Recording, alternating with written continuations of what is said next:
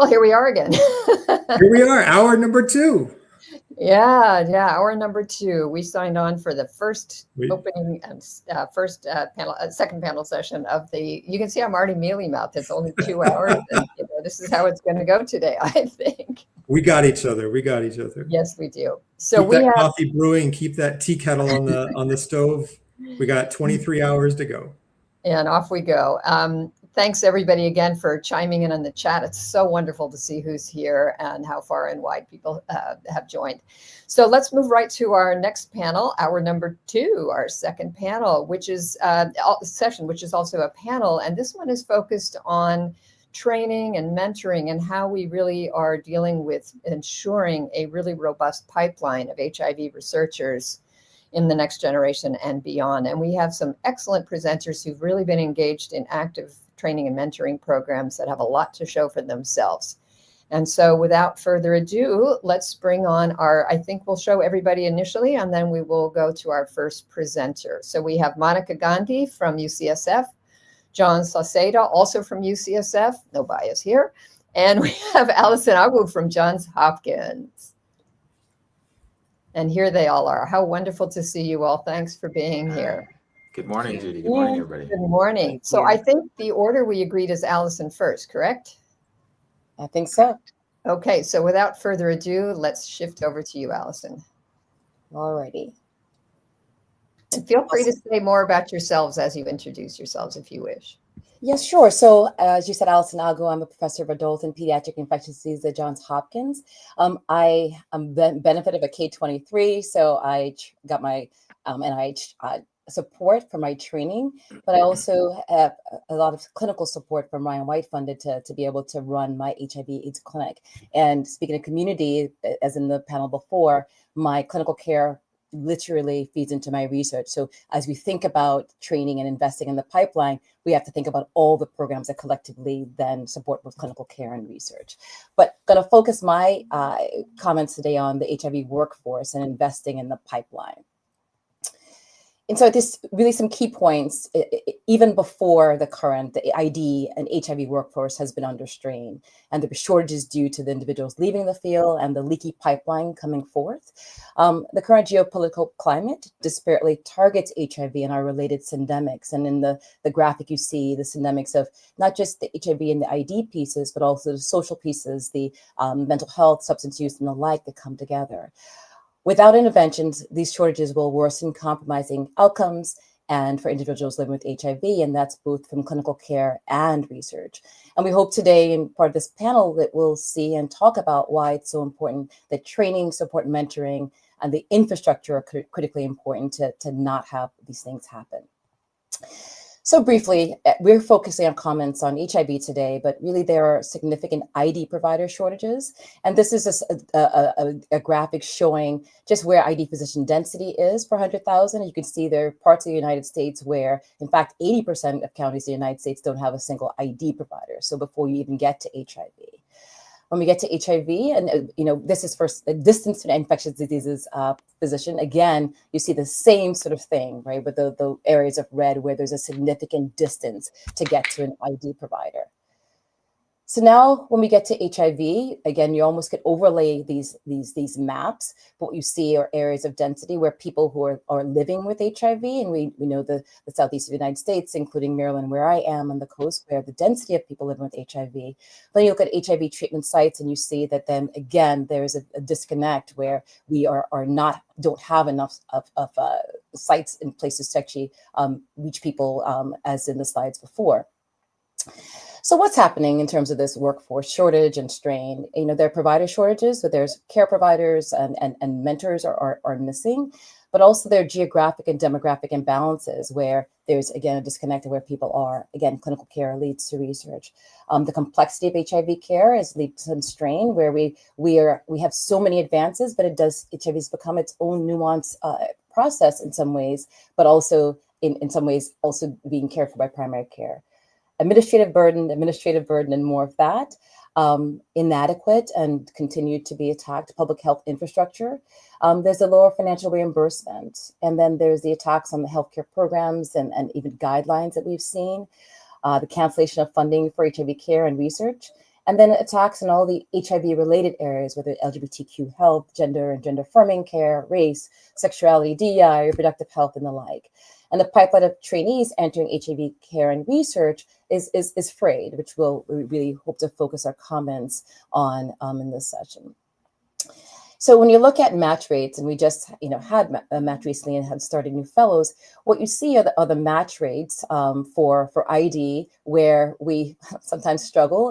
This is broken down in both PEDS ID, where sometimes it's 50% of our slots are filled, and I'm both adult and PEDS ID, so adult ID does a little better. But then you compare to PEDS and adult cardiology, where adult cardiology, 99+% of their match slots are matched. And so you have essentially not able to fill all the slots that are available, which then over time will lead to a shortage. And these are the trends by year in infectious diseases program, remembering people going into infectious diseases, then subsequently going into HIV. But also I should mention that many of our HIV researchers and the like are not necessarily ID trained as well, but the focus here is going to be on ID programs. And this is for adult ID, and the money slide here is essentially showing that a lot of our positions are not filled. And even though the numbers of positions increase, we continue to see shortages in terms of those positions filling. And then this is the number of slots per applicant. And, so you look at some other specialties where it's 2 or more slots, applicants per slot. In ID, we have fewer people applying to the slots that are available. Adult ID looks great compared to PEDS ID, which again, some years it's 50% or less of our slots that are filled, and then many programs go unfilled. And when you look at where those programs are filled, oftentimes programs in rural areas or non-urban areas are the ones that are less likely to be filled. Looking at the number of applicants per slot here, again, you see sometimes it's less than half an applicant for available spots. So really seeing just the pipeline being frayed. In terms of diversity and HIV workforce, we are in an era where D, the E, the I are almost considered bad words, but just want to highlight that diverse individuals are needed. So the HIV workforce and HIV researchers oftentimes are more represented by underrepresented individuals. We're more likely to see individuals in that space, whether they be LGBTQ or race ethnic minorities. Also, in terms of geographic diversity, certainly when we look at programs that are filled, 62% of urban programs filled, 46% of suburban, 30% of rural programs are filled. So we need diversity in terms of just geographic diversity. And then in an era where we're seeing changes to visas, et cetera, it's important to highlight that a significant proportion of the ID and the HIV workforce includes people who obtained their medical degree outside the United States, and those restrictions may impact that. So HIV research and trainees, as I talk about the pipeline in terms of just even getting there, but the mentors, we're seeing people having burnout. We had that even before the current period. Funding cuts are forcing people to either leave or change how they focus. There are layoffs, and then the pivots, moving to something else, so impacting who's even available to train these trainees if they come. Support for trainees diminished, with some training programs being shuttered for a number of reasons, including changes in how they are supported. Are people choosing HIV research? So are they choosing HIV clinical care and choosing HIV research, particularly when it seems to be under attack? And then there's financial changes where institutions and programs are pivoting away from research and trying to highlight clinical care, again, impacting the research pipeline and the capacity to support. And then the infrastructure and whether that infrastructure is going to be available.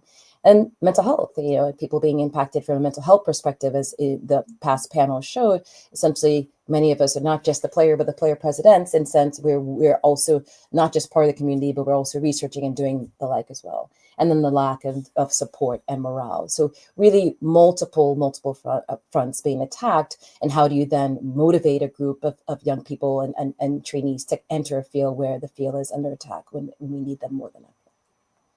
I do want to highlight the IDSA and HIV/MA Biopreparedness Workforce Act that was trying before this all began and continues to be act that's been supported, that's still yet to be funded to support, again, trainees coming through, beginning the financial burdens that can often happen.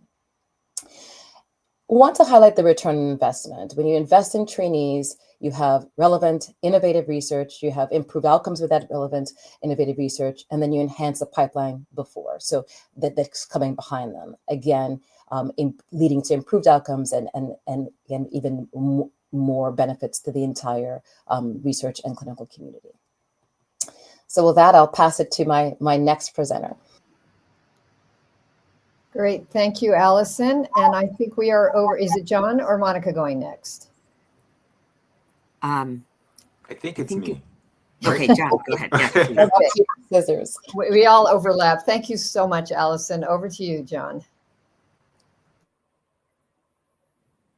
Great. Trying to, oh, do I move my slides over? There we go. Okay, great. So thank you, Judy, and great talk, Allison. It's a nice transition. So my name is John Sauceda. I'm an associate professor at UCSF at the Center for AIDS Prevention Studies, and have many mentoring hats that I have the pleasure of serving alongside Monica here as well, who you hear from. So, but first, you know, I think it might capture a lot of people's attention and talk about the business case of diversity before we move on to sort of the benefits to science. But I'm also borrowing a title from some of the reports that I'll show, talking about enough with the business case because it should be enough.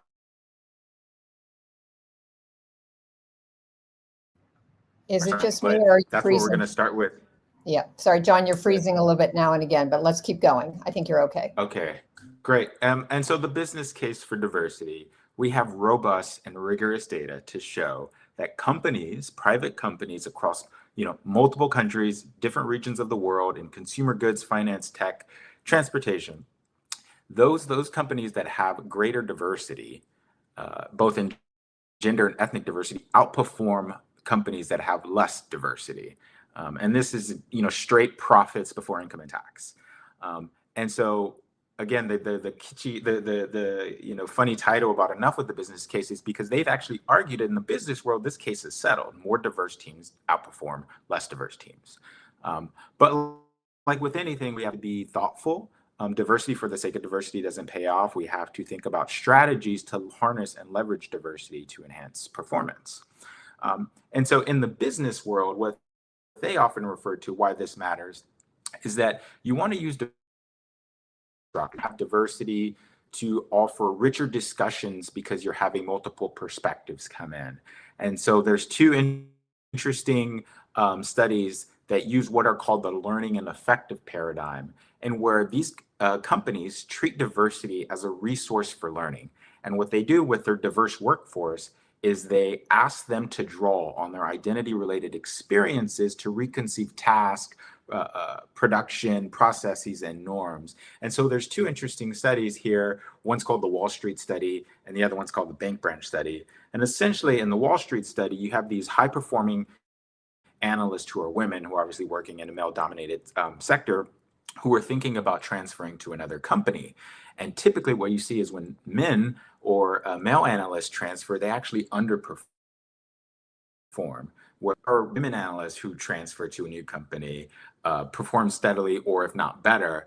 And in this case, what they were doing was try to identify the mechanisms by which that diversity was harnessed. And in one case, it was asking women to use that resilience, to use their networks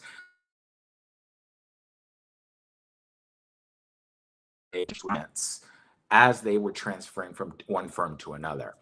So that was an explicit ask to use their experience to enhance performance. In the bank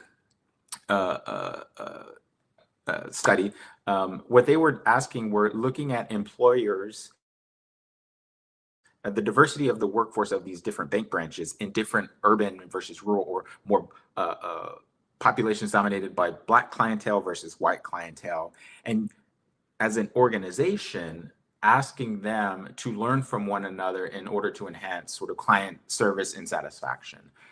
And what they saw again was outperformance of those branches where diversity was used to leverage, where diversity was leveraged to enhance performance, right? So in the business case, they've argued it's settled. And so in the scientific case, I would argue too that the data is also robust in terms of the benefits to diversity.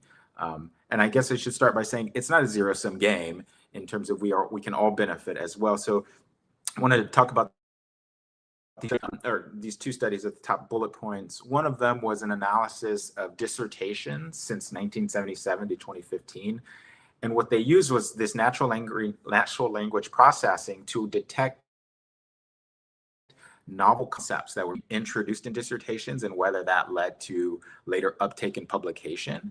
And what they found was that underrepresented minority PhD scientists were presenting newer ideas than their non-URM colleagues. So talking about, you get that new innovation, new perspectives, bringing great ideas. In terms of impact, this was a study in Nature Communications of 9 million papers with 6 million scientists over 50 years to show that the ethnic diversity of the authorship team also enhanced impact. You're leading to about 10% greater citation impact across disciplines, across team size and decade. And in the NSF has a great sort of a paper on thinking about why diversity is beneficial, and it's not just social justice and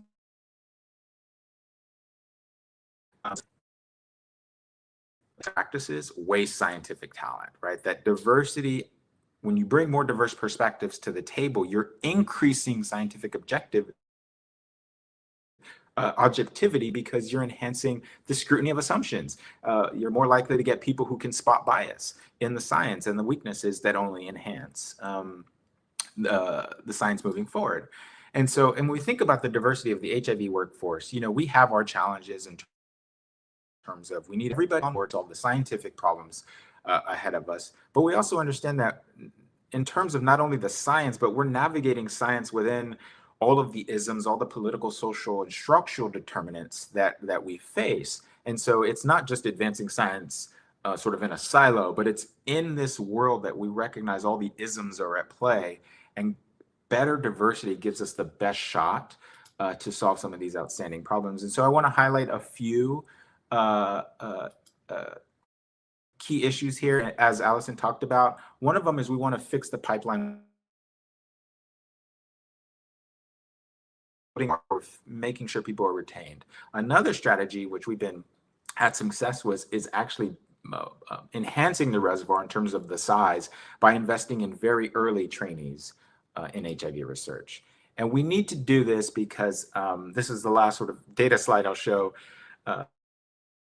John, I'm going to jump in because sorry to interrupt you. You're going in and out a lot. Could you maybe turn off your camera? I hate to disappear you because you're so lovely. Sure. And then see if that helps with the video. Sorry to do that, but we're missing a beat every once in a while. I don't know how to turn off my. Okay, here I go. Yeah, at the bottom of the screen's a little camera you can turn off, I think. Great. All right. And so in terms of faculty diversity, medical schools, it is never combined 10%. This is Black, Latino, Indigenous populations as a whole. And we've been tracking this since 1966. And so clearly what we're doing is not working. And so I think that requires us to think creatively about how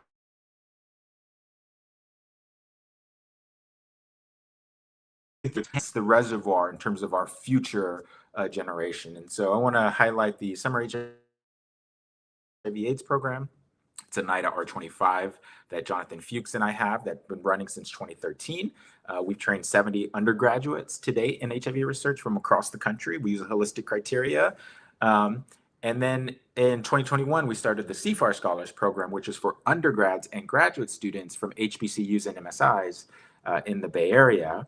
And, you know, UCSF does not have an undergraduate program. And so this was really filling a much needed gap of exposing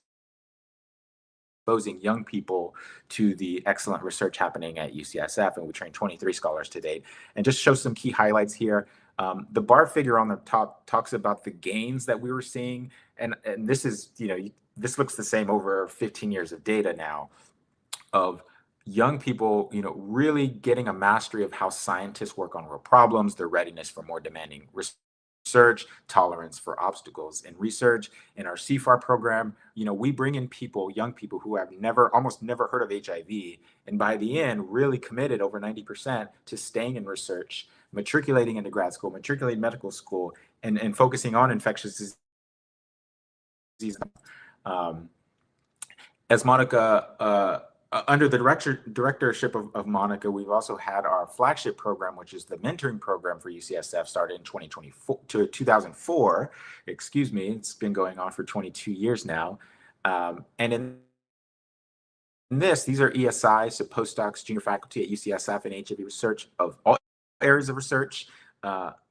And we give them 12 months of mentoring. They're paired with established investigators. We can provide low barrier funding for research. They get one-on-one programmatic support. And in our analysis, which is forthcoming publication today, we've trained over about 250 early career faculty and junior investigators. You see tremendous benefits in terms of them really thinking that the program has enhanced their trajectory, their retention in academia. And I think more importantly, this was such a fascinating finding that almost 100% noted that the program leadership was accessible to them. And so when we're building this culture of mentoring, this culture of investment in the workforce, we're really building personal relationships with them. And I think that's reflected in that last response. And so the last program I'll talk about is our Inner CFAR working group. And so thinking about the power of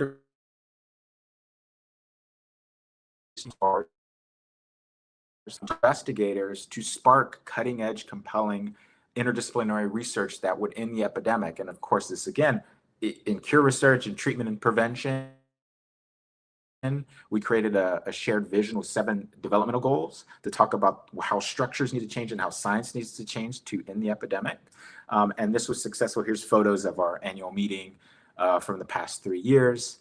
And so in this case, we're really trying to take our program nationally and leverage all of the expertise that we have in the HIV community. And so in summary, our mentoring programs have supported over 350 undergrads, graduate students, postdocs, junior faculty. Our mentee-driven philosophy is really driven by reciprocity, non-competition, mentoring across differences, high touch, and responsiveness, which we think has helped both expand the talent pool and secure the current one. And I think now more than ever, with funding cuts and then downstream effects of hiring freezes, we need to be more creative and even more steadfast in our support of ESIs, because they are going to be this courtesy of Ed O'Neill. When we think about what needs to be accomplished in terms of science and the day-to-day operations, it's those relationships that are really going to secure the workforce. And so I would ask people, mentors especially, to focus on those relationships now more than ever. If you're unsure what to do, find your role, just like in emergency preparedness. Are you an information gatherer? Are you good with communication? Do you help with assessing the risk and contingency plans of funding and maintaining funding, and connect with your larger community? And I think it's important to also address the moral distress of our trainees. Thinking that we've only been in this situation for 8 months, and all of the sort of historical activism took place, that took decades. And so to talk with your trainees about sort of having the long view, recognizing that this resistance is a marathon, it's not a sprint. And by doing that, I think we can really secure the workforce and help in the epidemic. And so with that, there's a lot of people to thank, but I'll pass it on to my colleague, Monica. Great. Thank you, John. I think there was some issue with your video and audio, but we got every word, just slightly on delay. We expect that. So hang in there, everybody. And again, grace for these kinds of things. That was terrific, John. Let's hand it right over to Monica Gandhi. Monica, I think you're muted. Oh, there we go. Yeah, thank you for having me. And just to follow up on Allison and John's great talks, this is really around mentoring training, and how mentoring training and what we've been doing in the UCSF CFAR now for 12 years on mentoring mentors would matter for diversity, which is really the underlying theme of all of our talks, is how important it is to have diverse investigators in HIV research, in all forms of research.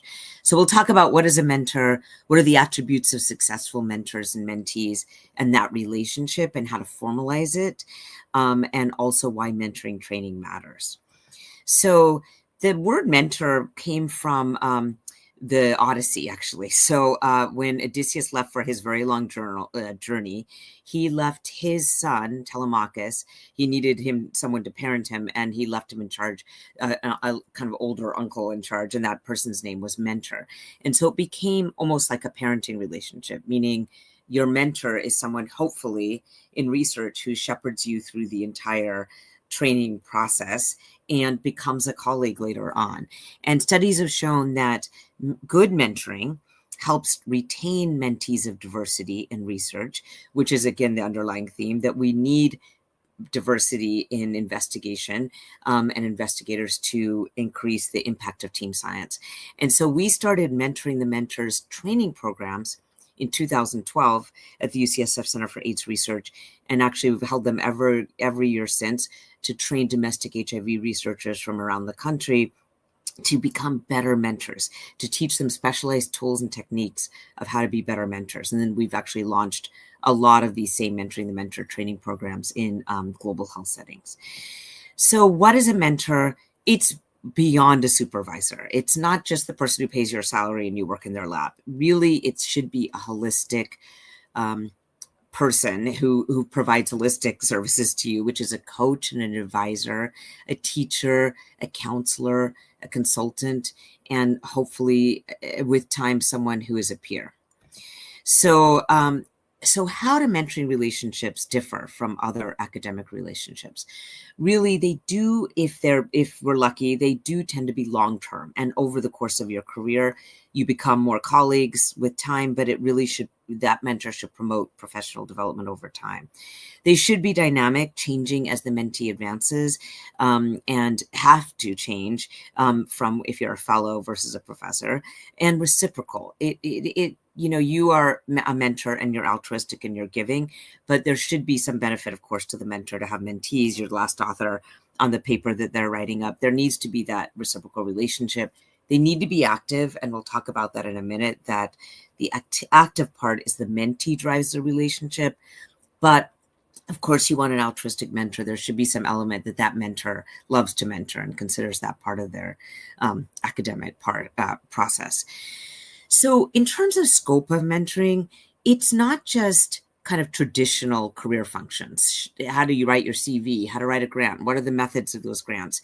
Helping challenge you in exposure and visibility. But hopefully that mentor is also performing personal functions where they're helping you role model, like what the kind of investigator that you want to be, and problem solving and counseling, and also accepting and affirming, because it is the mentee's career. And we need to not make people into mini me's, but we need to honor what they want for their career. So those traditional areas are how to write a CV, how to write a grant, how to do your budget, how to do your organization, how to structure your organization.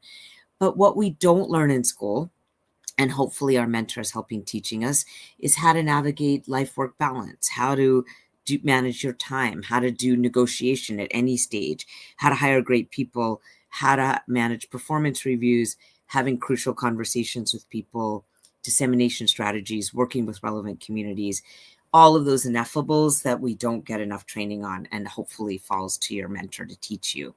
And so what we do in our CFAR program is we, of course, everyone has a research mentor that they usually choose, but we actually help them, the CFAR helps them in two other mentors. One is a co-mentor with a different technique. Say they have the co-mentor has expertise in qualitative methods.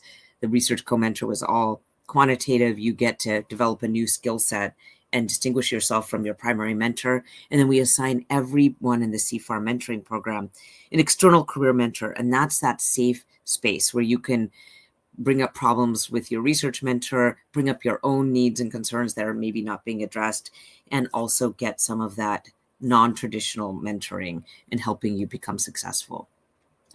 So we always say that the mentor's responsibilities, there's a number of them, but they have to be clear about expectations, setting specific goals and accomplishments, encouraging you to have strategic thinking, having one-on-one meetings with you, providing timely feedback, but importantly, understanding that in mentoring is understanding diversity and fostering diversity and fostering what the mentee wants, even if you and ensuring that there's diversity in your mentoring practices. A quality mentor, and we'll talk about the kind of structure of mentoring, but a quality mentor should meet with you at least weekly, or at least that's what we encourage in clinical and social behavioral research. Lab-based research, maybe they're walking around the lab and meeting with you less or more often. Maybe it's more casual, less formal, and providing different perspectives and listening to your perspectives as the mentee and what your diversity is bringing to the mentoring relationship. We do actually ask mentees, and this is a very big part of our structure of our mentoring programs, is to drive the process. And what we mean by that is communicating originally with the mentor, putting together agendas before each meeting and sending that out ahead of time. And then you go through each agenda item. I want to work on this CROI abstract. My longer term goals are K23.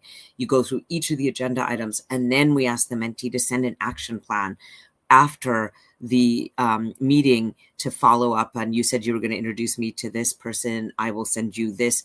I will send you methods by Friday so that you can review by our next meeting Wednesday. Really specific scaffolding. That becomes, those emails of the agenda and action plans become the running scaffold and setting of expectations of the mentoring relationship.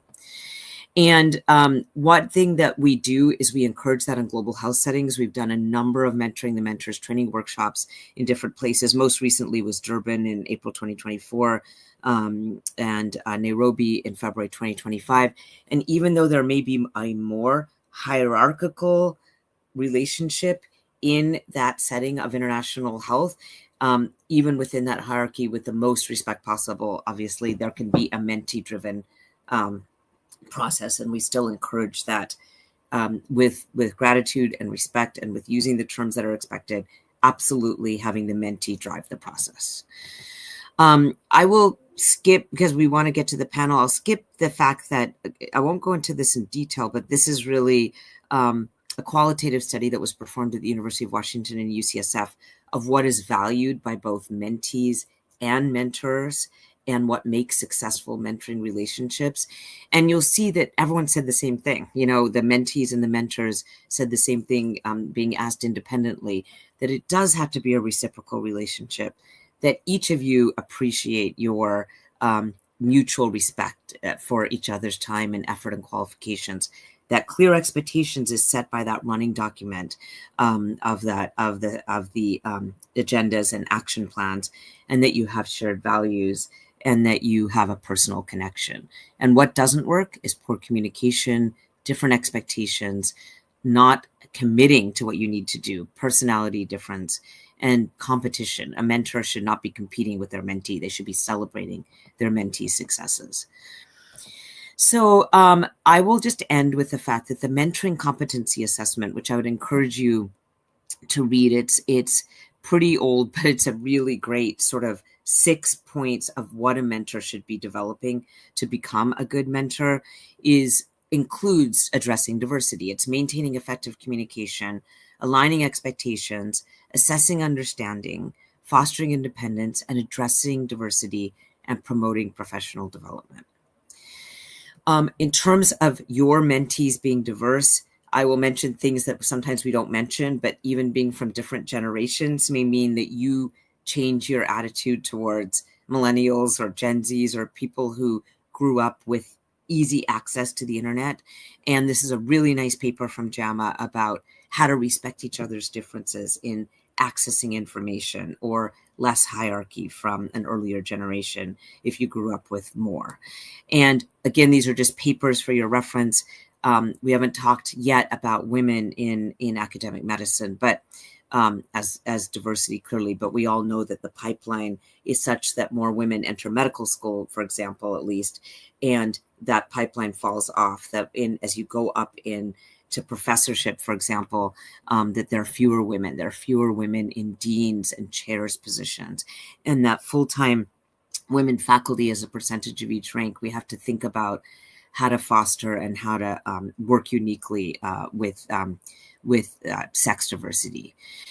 And I will end with the fact that the reason that we wanted to bring this into our session today and our panel is that we are at an unprecedented time of an attack on not just diversity of topics and including diversity, equity, and inclusion in our research grants, but that will lead necessarily and unfortunately to reduce diversity of investigators if you cut out diversity grants. So these unprecedented number of terminations that have been based essentially on 2 executive orders that came out on the inauguration day. One was saying there's no such thing as gender, which isn't true. And the other is saying that we need to end racial, radical, and wasteful DEI programs. Again, not true. Diversity, we've just spent the last 30 minutes telling you how important that is for both in investigators and in research participants. So those 2 orders really set the stage for those mass terminations. And so have sort of the attacks on universities been based on, for example, people's expression of concerns about Middle East, the ongoing conflict, or students or DEI programs. And so all those attacks on these different universities have been ostensibly framed in the setting of DEI programs, for example, and not giving out federal grants that people have earned, that universities have earned, that investigators have earned. And so we are really in an unprecedented time for attacking DEI, which is why we wanted to bring it so much into our panel. So in conclusion, I think mentoring training improves outcomes. We've really had a really robust mentoring training programs here at UCSF, and we think that diversity is key part and parcel of training investigators. So thank you, and we'll go to the panel.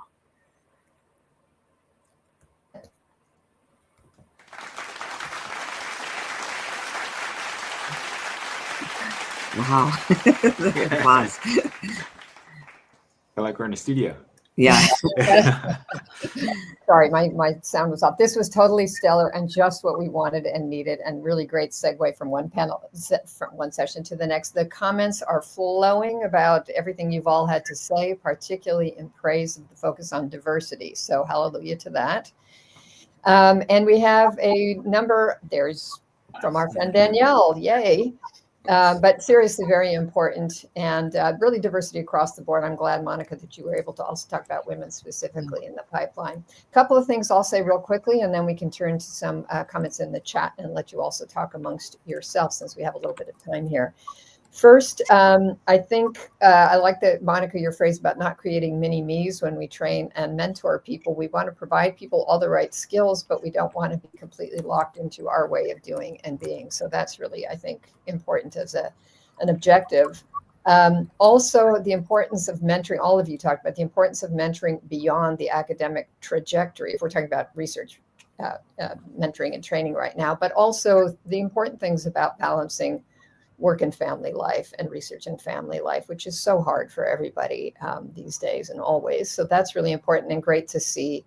My third comment's about how, we all often are very quick to surface all the problems we see, but what each of you has provided, as we hoped you would, were examples of very effective solutions, very effective programs. And these programs need to be maintained for all the reasons you've said. So we do have evidence of how effective mentoring and diversity in the pipeline and in the workforce can be. So that's all I wanted to say in the run up. And we have a number of really excellent comments, which we can just start throwing out, unless any of you wanted to say something before we get going with that. Yeah, Judy, I wanted to build on this point. It's an important sort of definition for, we're using the word diversity, which is important in shorthand, all great. But I'm borrowing from these 2 authors called Fain and Zachary that, they articulate that diversity is not within the person. It is the difference between the person and the mentor, the person and the supervisor, or 2 people. And that difference is in the sense of, where are you from? How can I learn from you as much as I'm from here and you can learn from me? And so while we're thinking about diversity, sort of superficially in that generally, it is really about the difference between 2 people and not something the person possesses, then get into blaming diversity as in the people, et cetera. So I just want to make that distinction that we're really talking about how do we leverage our differences, which is really coming into contact with different people, backgrounds, et cetera. And so I just wanted to make that distinction, as we kick forward the discussion.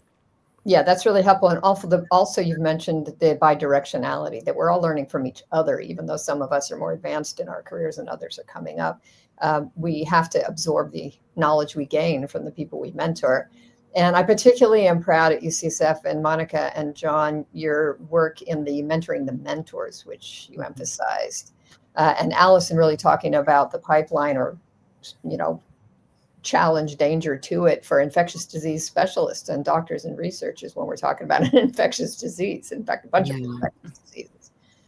So other comments before we go to questions? I mean, I would just say that the what's happened recently at the NIH has seemed to target HIV research because we do so much DEI research, and also we do research on transgender individuals, specifically transgender women being more at risk for HIV. So the half of the grants that were terminated, a New York Times analysis looked at that they were in LGBTQ communities. So that does make HIV feel particularly targeted.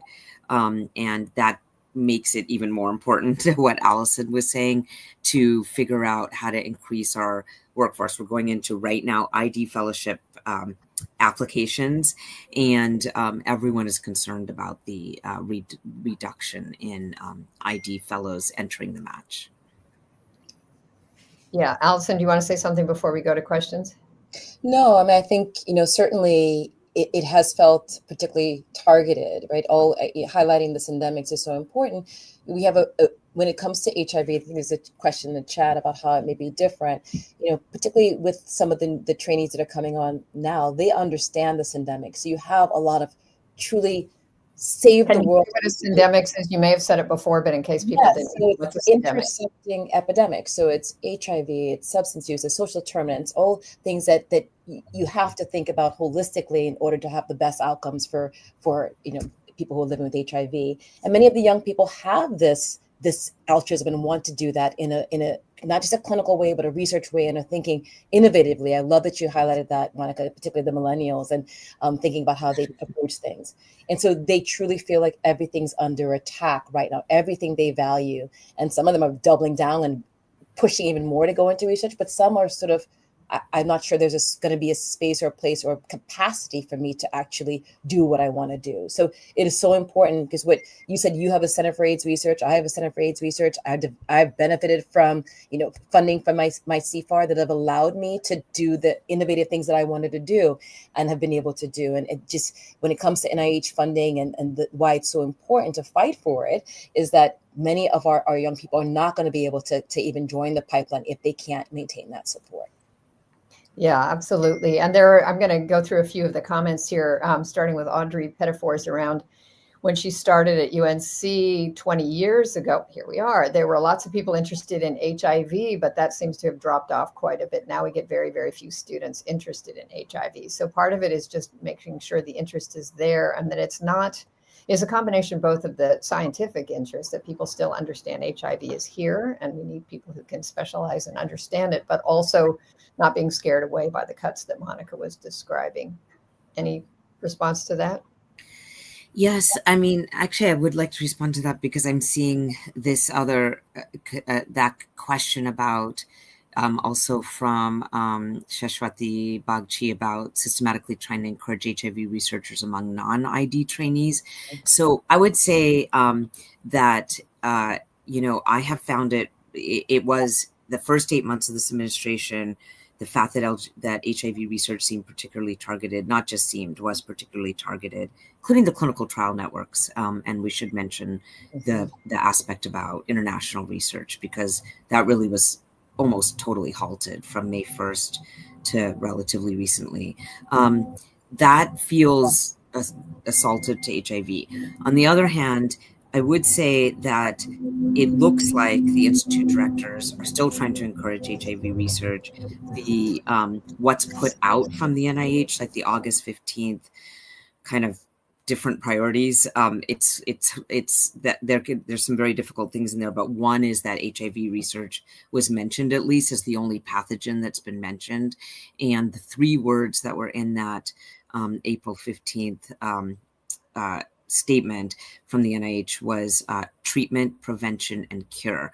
And I really grabbed onto cure, though I don't do basic science research, and in the hope that that meant that basic science and pathophysiology and curiosity-driven research in HIV will continue, because it can't just be any of those; it has to be all three of those. So to have that mentioned did reassure some of our CURE researchers here.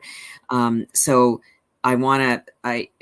in the support of early stage investigators, which we've all mentioned, the CFAR here has supported any early stage investigator that got terminated for that time. We also have been putting out more what are called small grants. We call them boost grants. We've been putting out more of those opportunities, anything to bridge people, and anything we can do to encourage early stage investigators, the better. And so we're always trying to think of things that we can encourage them, because we don't want to lose this pipeline of early stage investigators. That would be just terrible. It's already happening, but that would be terrible. Yeah, and that's a great segue. We have a question specifically asking John if you could explain the path most early stage investigators have to go through. I think you had a slide, and when I said you might go over, you probably took it out. Sorry about that. No worries. Yeah, I did have a slide talking about sort of, we see these marginal differences in terms of high school graduation rates, and then college. It starts to get smaller. You think about undergraduates in college majoring in science related fields, and then graduate school, et cetera. And so actually our research training programs for younger people have really turned into workforce grants, in terms of, we get these undergrads and graduate students who maybe barely heard of it, interested in science. They're interested, again, as Allison talked about all these social justice issues, about LGBTQ rights, women in science, etc. With that, sort of those social issues at the forefront, and want to figure out, how do you integrate that with science? And so our programs are really about, the whole point of diversity is to leverage the perspective that the person has. And so when these young people come in, one of the things I personally tell them is, like, I want you to, the life you've lived and your passions, that needs to shine through. What is your voice? What are you trying to say with your career in science? And then we'll give you the skills, as Monica noted, all the, how to do science, how to write a research question, et cetera, how to do a CV, and eventually, if they get older, how to do a grant. We'll do all of that stuff, but it's really about finding your voice. And so over the course of these training programs, they realize that they can be who they want to be and solve the problems that they want to solve in an authentic way. And that has really been critical to securing that, like, lifelong passion for ending HIV. And so we've had a lot of success in thinking about early exposure, but it's really a people-centered kind of approach, and not just teaching scientific skills, but having them figure out who they want to be as a person, as a scientist. And that's tremendously rewarding when that light bulb goes off and they get to go, oh, I can devote my career to this. And as we all noted, just the sad part is that that's all going away. And there's just going to be fewer opportunities to leverage this force, who bring tremendous insights and new ways of thinking about problems that we've had forever. And so that's the sad state. But it's typically through that sort of, we'll get you the scientific skills, but it's really figuring out what your passion and your voice is as a person and as a scientist. Very nicely said. Do Allison or Monica, do you want to add anything to that? No, well, I say no, then I have to add. But I noticed, but that's okay. It's a figure of speech. I wanted to say that I think Monica had a slide about the mentoring, and how it is, yes, about the research, but it's also about mentoring them to become who they fully want to be, and that's all themselves, their full selves. And certainly what we see in the erasure is people being told they can't say they are this race, they're like all these, almost trying to neutralize aspects. And actually, I think to be an effective mentor, and the mentors that I have had, Debbie Prasad, I'll lift her up, and Kaljiba, many others, they have encouraged me to bring all of my pieces to who I want to be. Because me being a Black woman, a Caribbean woman, a person who lives abroad, a mother, all those things actually weighed into and were part of how I was figuring out what I wanted to be. And so being forced to check who you are, parts of who you are at whatever proverbial door, is harmful, because those pieces of who I am actually enhances how I take care of my patients. It enhances my science. It actually enhances outcomes. So it's a very wild and slippery slope that we're in. And we have to make space, actually even more now than ever, for our mentees to actually feel seen. So that's the part about mentoring. And the mentor is to be seen, right? We have to push back and make space for, we're not going to accept that, and actually bring your whole selves to the conversation and to the mentoring and to the plan, or else we're going to continue to lose people. Great, thank you. There's a question in the chat, and probably Monica, you're queued up to answer it anyway. As all of you, that it sounds kind of general, and you've sort of touched on, but just to put it out there from Meredith Green about what actions can we take to support people who are interested in HIV research, particularly now. Yeah, I mean, also to bring in a couple of more questions from that chat about South Africa, I can also address that. And okay. Also, absolutely, that mentoring is not just for, researchers in an institution. Mentoring is like profoundly universal. And many people are mentioning that what their mentors have done through them, through activism and other fields and in the community. And so didn't mean to just say that this is, of course, just for in the setting of a university. But one thing I'll just quickly say about the South Africa research, it's opening up, but it's not yet there. So February 7th was the executive order from about South Africa. Can't really even repeat what it says because it was so ridiculous, like calling their actions egregious. And but it really, I think, was in the context of Elon Musk being in charge of Doge at that time. So then what happened is all South Africa research was actually suspended, but it really said aid. It never said research. So other US governmental agencies that do research like CDC opened up their South Africa-based research, but NIH stayed closed for a long time. And then gradually they said, okay, maybe if you're still enrolling people already in South Africa-based research, you can continue that research. So these are actually non-competing awards. You can get the next year's funding for a South Africa-based project. And then the ACTG just yesterday said that new enrollees can actually happen in ACTG, meaning even new enrollees into studies can occur from South Africa into the ACTG. But in terms of new research, like if you had a grant that was pending and it got a good score and it was supposed to go to South Africa, those competing research, they're not allowing yet at the NIH. And I think we have to keep on, it's completely, random and capricious and arbitrary, using the words of Judge Young, arbitrary and capricious. I keep on repeating those words, and that doesn't make sense, how they're structuring. So we have to keep on advocating for that. And then in terms of people getting into HIV research, I think the reason that we go into HIV research, at least the reason I did, is because it's an experience of social justice. I think it's the place in medicine that you can actually work on things that are terribly important to you, like global poverty and racism and inclusiveness. And it's actually why we entered it. And those are the very words that are being asked to be removed from grants. And I think to tell researchers, not to keep on putting in grants to the NIH is that's not going to work. Like, people need money to actually conduct their research, and everyone's informing each other and how to write their grants. And that's very unfortunate. But again, it's advocacy by our group that keeps on pushing and changing things. So Judge Young, did something. Like, he said, this is completely wrong to ideologically block research. And that was all the advocacy from our HIV researchers that made that happen.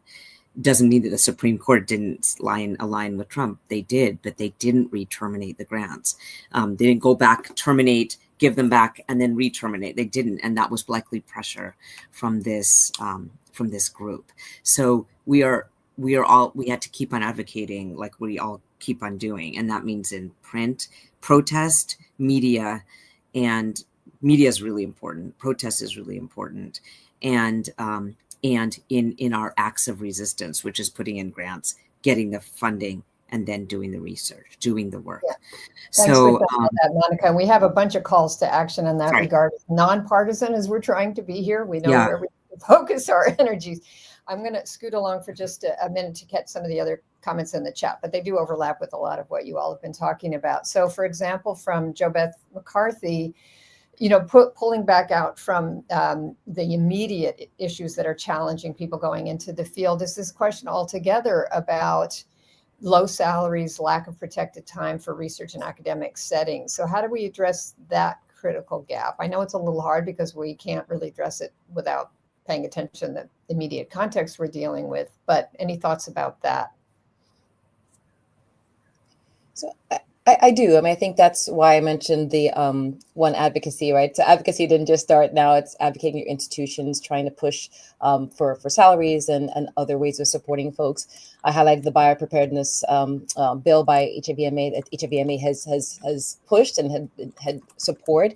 The reality is, particularly in HIV, and as we think about diversity, there are lots of studies that show that many, I can speak for myself, the researchers and clinicians are first generation, if they're African American and what have you, and just the responsibilities of what you have, that the capacity to tolerate a lower salary, particularly when you have to take care of your mother, your grandmother, and all the things, is just not there. And so your private sector is always going to call some people, and we just can't let the other ones go too. So I think it's just continuing to push and advocate to get people to be paid of actual fair wage, a competitive wage. And I think a lot of our institutions are pushing that and not saying, well, I got paid nothing and therefore everybody else should come behind me and pay their dues. I think it's continuing to advocate for that. But I think it's an important issue to bring up.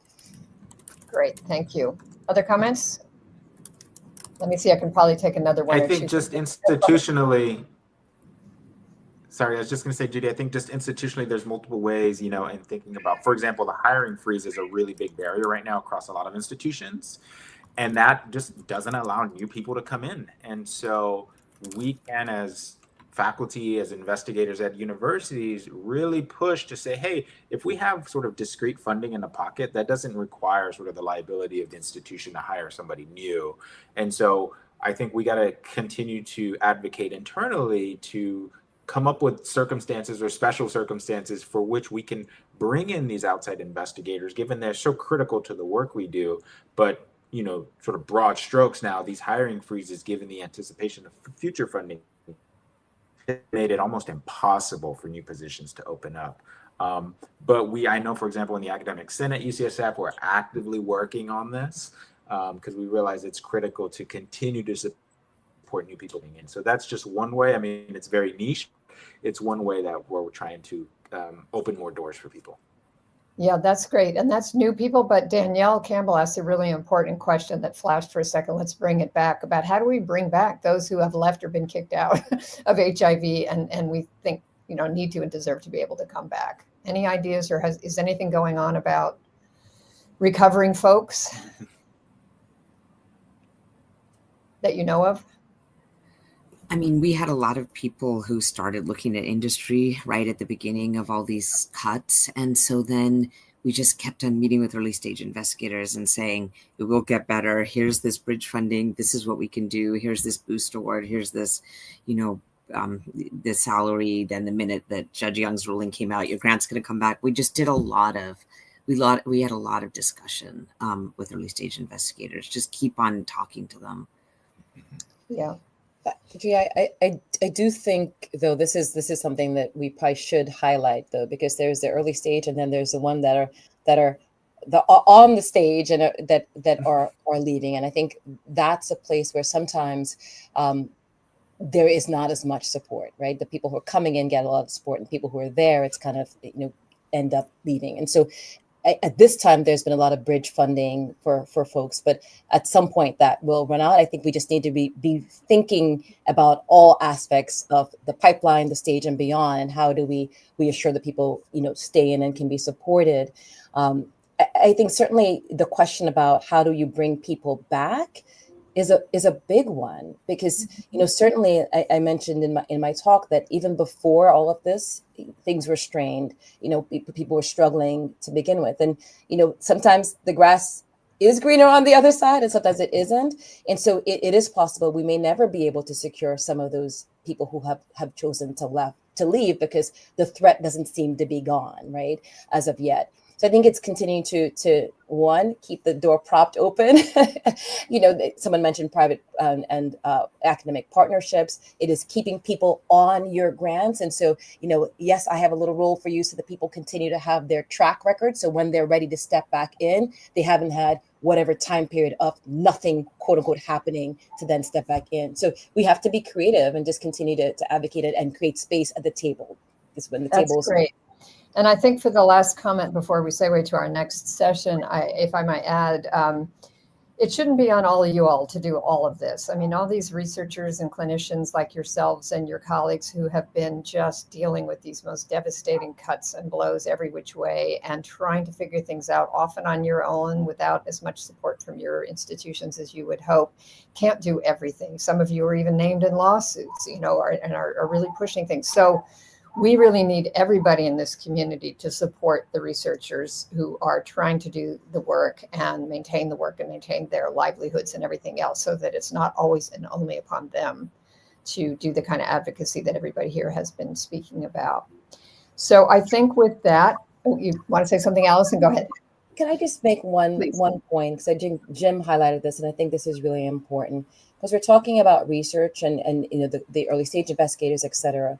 A lot of the research, particularly when it comes to HIV, also has outreach specialists and other things, other people that are involved that make the research happen. And oftentimes that's retaining them and keeping them in gets lost. So I think we should consider them as part of the pipeline and how to make sure that, as Jim's point says, the funding and the things to support people trickles down to them and brings them in. I just think we need to make sure that we keep that at the forefront as well. And I know we are 1 minute over time, but I'm going to allow one more minute and we'll skip somewhere else, because somebody asked a really important question. We focused on academic mentorship of other academic persons who are already kind of on that trajectory. What about people in community who want to learn to be researchers?